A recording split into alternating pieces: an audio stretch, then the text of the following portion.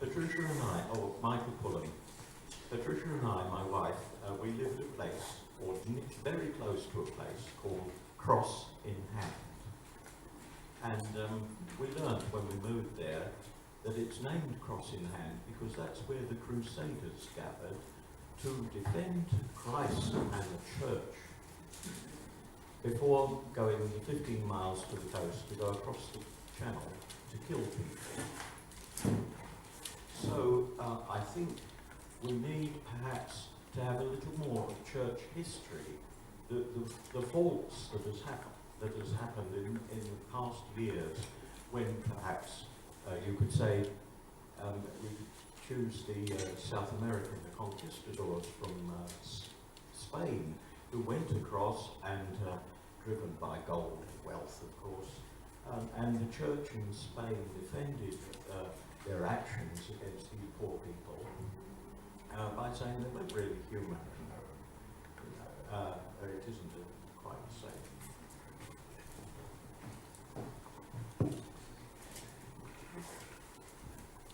Cheers. I have a question which follows from that a bit, and that, often, for instance, the popes are very strong at the time against the war in Iraq and even the war in Afghanistan, but this wasn't, I think, well known perhaps among the Catholic faithful, and it certainly wasn't heeded by national governments to a harsh extent.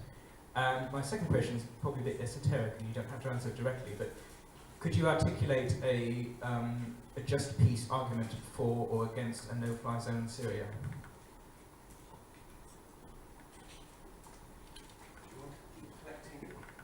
Yes, we'll take a few and then it's easier.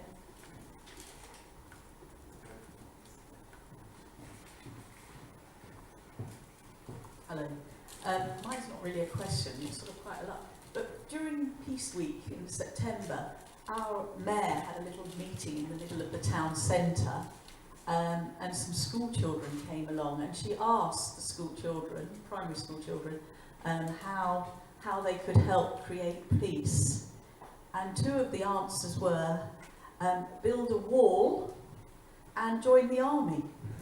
So I just think that shows a depth of how our society is actually looking at peace. You know, when 9-year-olds are coming up with answers like that. That's it. That was just a little comment that I just sort of found so scary. Thank you. Yeah, mine is also a comment on the first and last things that Pat said. Sometime last year there was a mass lobby of Parliament on climate change, and we were supposed to go in and see our MPs, but mine wasn't there.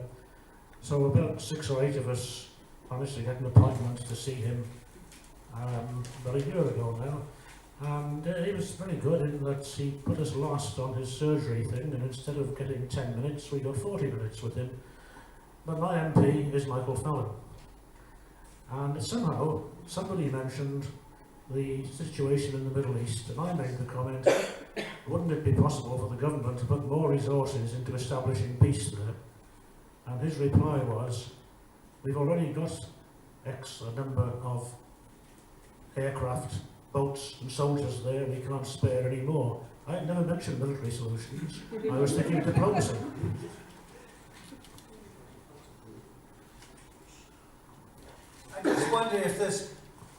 I just wonder if we couldn't make bridges with people who are actually, the word pacifism would completely turn them off. But how do we make bridges with the general population? And one way, and it was done in 1945, is to remember what the United Nations was actually set up for, to save the world from the scourge of war. And throughout the Charter, war is absolute last resort. I have never been in a church where I've seen a preamble to the Charter stuck up on the wall. I've never come across a United Nations Association, parochial or diocesan. In fact, the United Nations Association now is in fact dominated by our British Foreign Office. It's hardly any kind of, I think, democratic procedures, and they wouldn't like me saying this as I am, but I think the United Nations has got a vision which we ought to be partners with. It doesn't go all the way at all, because it does allow for military action, but nevertheless, there's an awful lot to build on building the structures of peace within the United Nations Charter. But then, to get a charter now, you've got to write a letter or send an email to Brussels, because you can't even buy them in this country any longer.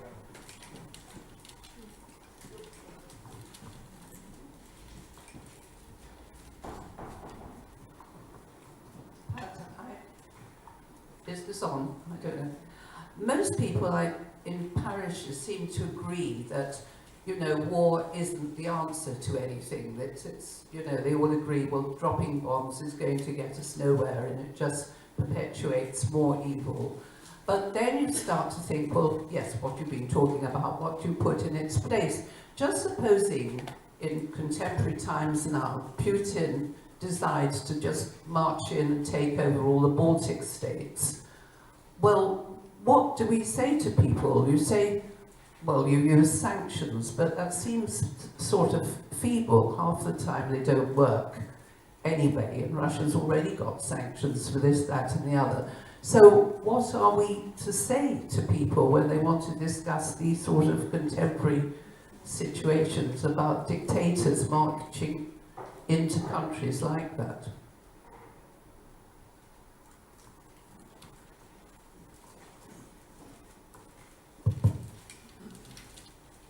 My impression is that the peace effort in the country, in the Catholic Church, is really, it's confined to the first 1 or 2 weeks of the year, and maybe sometime September when you have the Peace Week. We need to find some kind of system which permeates the whole year for the Just Peace initiative. I mean, the work I do, I visit different parishes most weekends. I've been in Cardiff doing mission appeals and in Salford Diocese.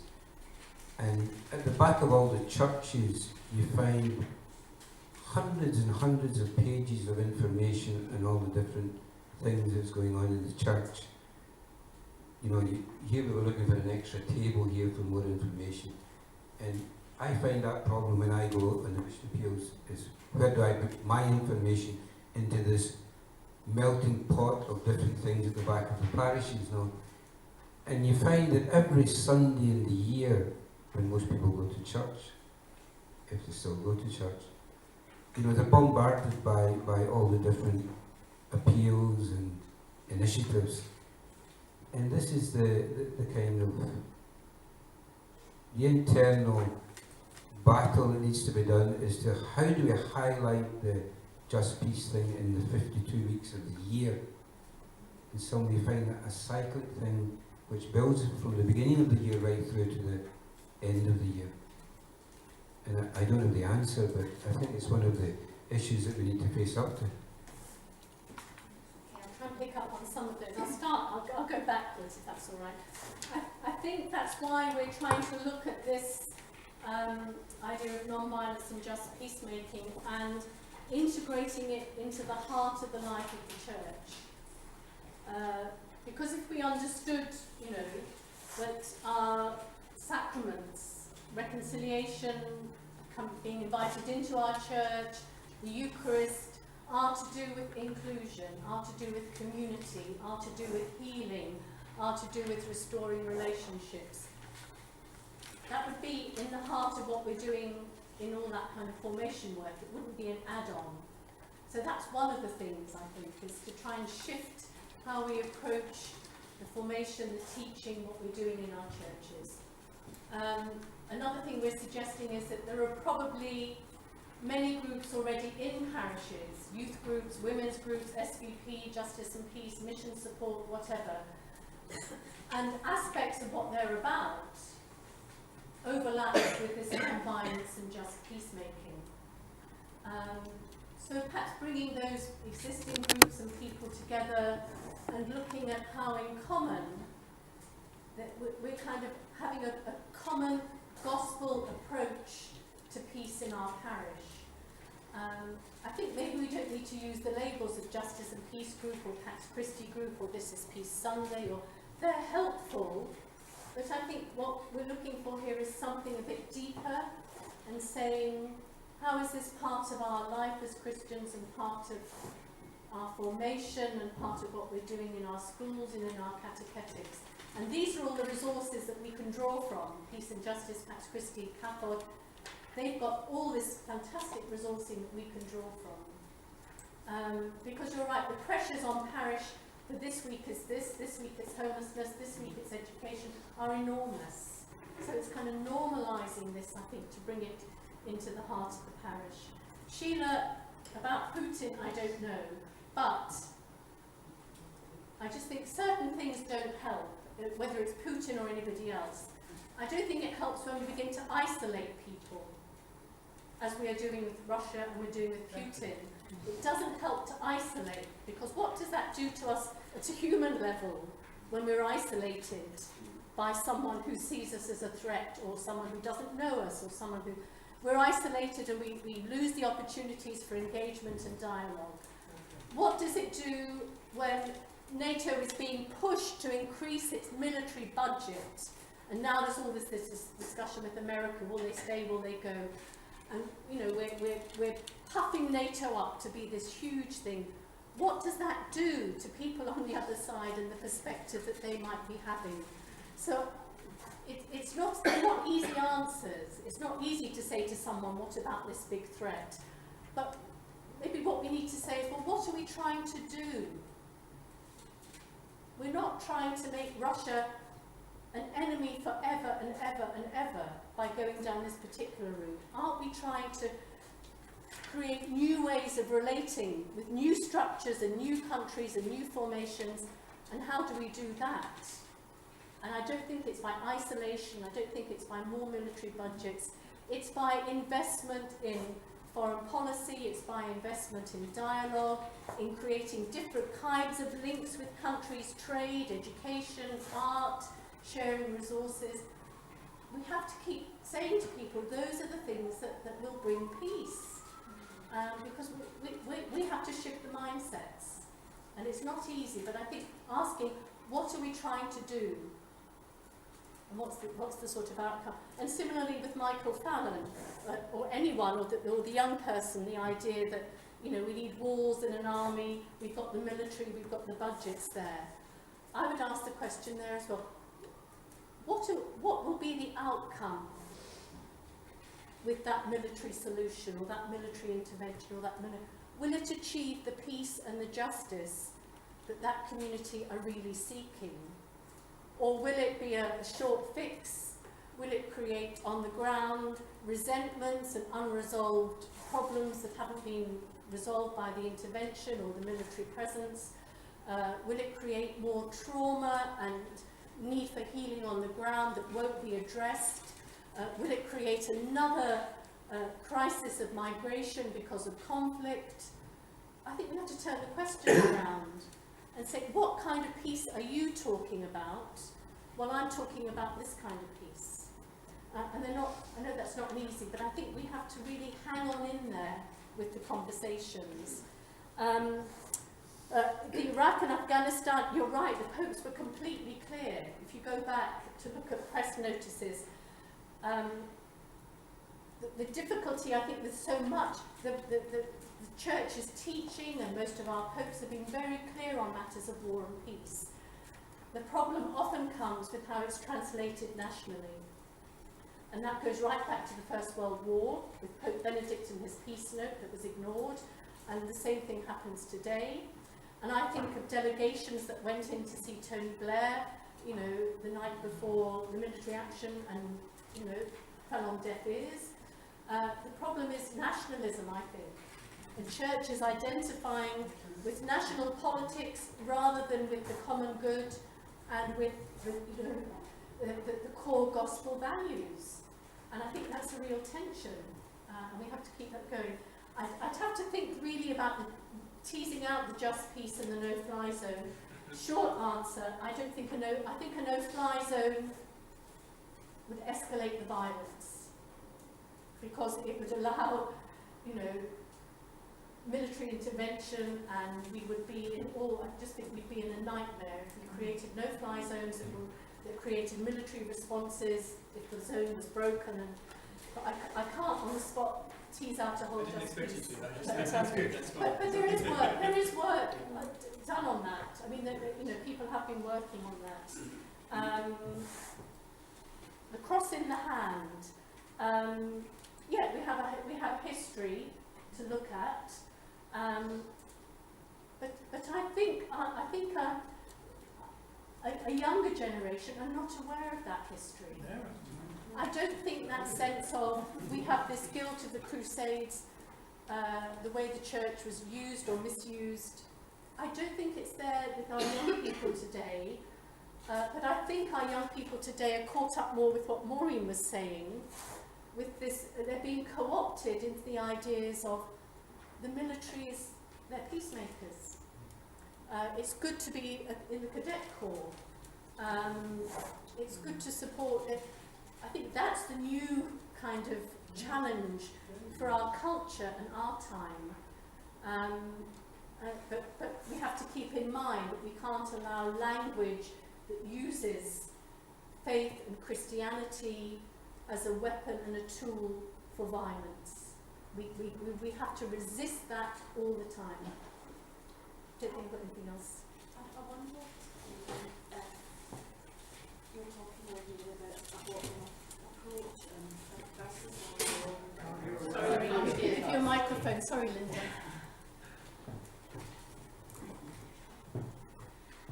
I just feel as if a bottom-up approach in a very small way to start, and it would take a long time, but I think peace does.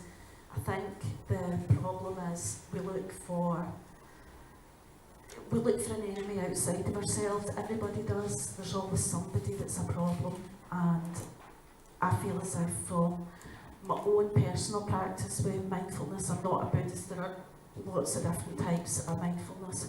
I've learned to recognise that I'm my own enemy, and if I don't have peace in myself, there's no peace. I can't bring peace to other people if it's not in my heart. And I just wonder if it might be something that I'd like to see. And it's basic good mental health hygiene, and I think it would save a lot of lives. And maybe in 50 years' time we would have something like a really beautiful, peaceful society if schools started to roll out just mindfulness, even if it was like you don't have to.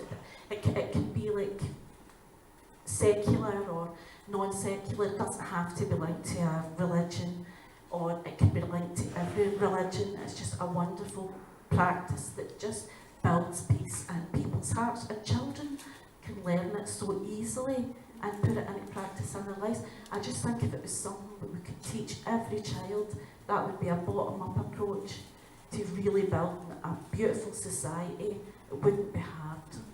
It's easy. I don't understand why everybody doesn't do it, to be honest. Thank you. I know that's really valuable, and I mean, there's a whole strand I haven't been able to tease out, which is, in a way, the kind of spirituality and personal practice that underpins all this work as well. And we heard a lot of that from our participants in Rome. I think it's really interesting. I've come across a number of schools that are beginning to do work on mindfulness. They call it different things. But that business of standing back, taking stock, taking time, really, really important as a practice. It just changes you completely as a person, but in a good way. Not still be good, but Yes. much more. Yeah. Yes. Yes. And I think it's transformative. I just think it would be. And also some of the spiritual practices we heard from participants are things that we've all been involved in. That I was very struck, for example, by in many contexts we heard from African participants and Asians, the role of prayer and fasting in their peace work. Far more serious about that than perhaps some of us are in the way we go about our peace work. Developing those kind of spiritual practices, but doing them in solidarity with people from other faith groups, for example, in their communities. taking that very seriously as a kind of an underpinning that would strengthen the practical work that's going on outside. The role of the Eucharist and Eucharistic sharing, practiced and carried out in the heart of situations of violence or of conflict, taking on quite a different meaning in terms of who is together, who we're including, what are we remembering, what kind of remembering is going on. It's a remembrance of non-violence in the Eucharist. But how often do we think about that? So that kind of, that spiritual underpinning, whether it's personal or whether the way we celebrate as a community, very, very important, yes. So we make this the last one, yeah. Well, I'd have to take up on that last point, because I was going to make the point that I feel that my responsibility is within my church. That's where my competence might be. And if we as an organisation are not addressing the structures of our own church and how our church is interpreting this call to peace, then we are failing to put it across. And I would say that I would recommend that JMP takes the opportunity of this conference and your reflection and how it develops as being one of our major points, but particularly taking the words of the Mass itself. Because I think what our clergy need to be confronted with is the question, what did Jesus mean when he said, I give you my peace? You know, did it mean how the world interprets it? In fact, Jesus says quite specifically, what was the world interprets it? And so working on that is work so straightforward. It is actually disarming in many respects, because our church is supposed to know what it means. That's the point.